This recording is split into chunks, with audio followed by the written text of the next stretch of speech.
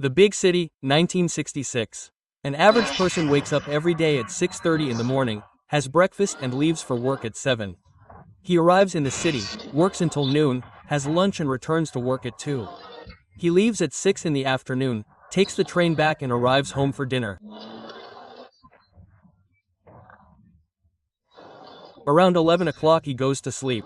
Sometimes he goes to the movies or takes a walk waiting to sleep. Therefore, out of every 24 hours he sleeps an average of 8. He spends 2 eating and 2 more in transit, in addition to 8 working. This means that he has 4 hours left over that he uses to rest or wait. But let's say he lives those 4 hours. If this person died 50 years ago, he actually lived only 6, because the rest of the time he consumed unpleasant or useless things. What time did he wake up? How many hours did he work? What time do you go to sleep? The Big City, 1966, crudely exposes the social trap that millions of people fall into every day. We see the city as a voracious organism that consumes time, energy, and human life.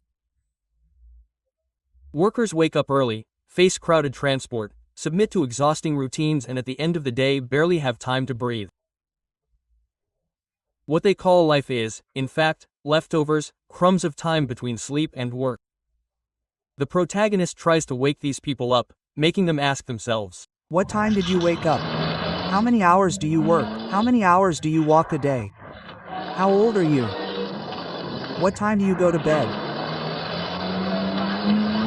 Do you go to the movies? What do you do on the weekend? What time do you make love? what time do you have dinner? Quote, but they are so used to the slavery of the system that they do not see their own chains. The film also exposes the farce of the city as a land of opportunity.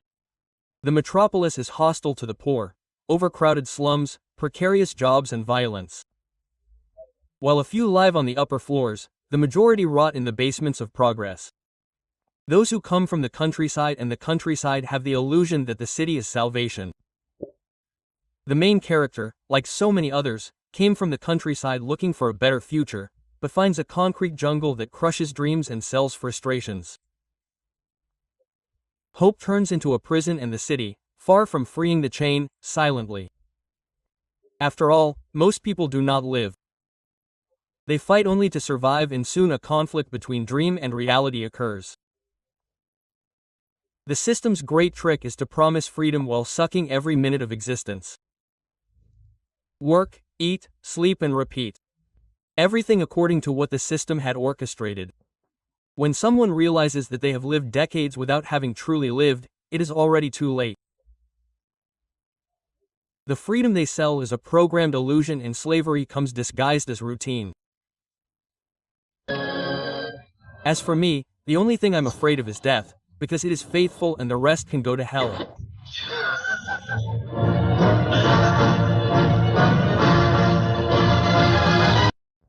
This is one of the most raw and sincere phrases in Brazilian cinema.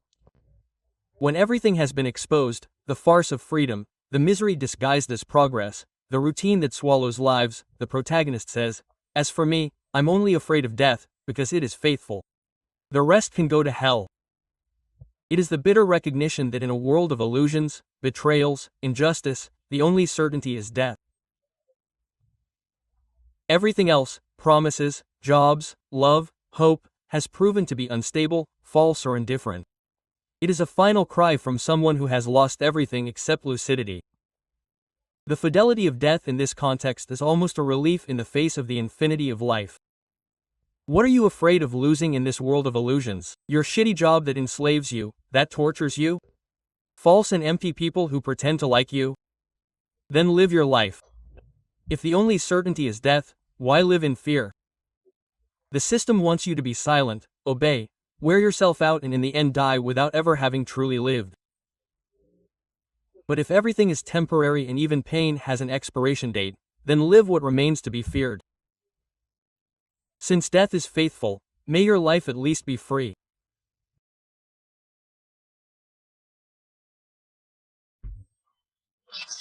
I need solitude, not out of arrogance, but for survival. It is in silence that I return to being what I was. It is away from the crowd that I can breathe pure, free, light and strong air. The human crowd suffocates me. It marches towards decadence, towards self-destruction. It follows empty leaders, weak ideals, immediate pleasures and applauds its own ruin as if it were a spectacle.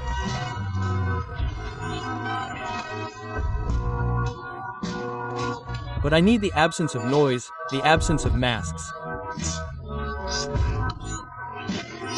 I need the space where the spirit rebuilds itself, where the soul hears itself without outside shouts. For me, solitude is not a punishment, it is a sanctuary.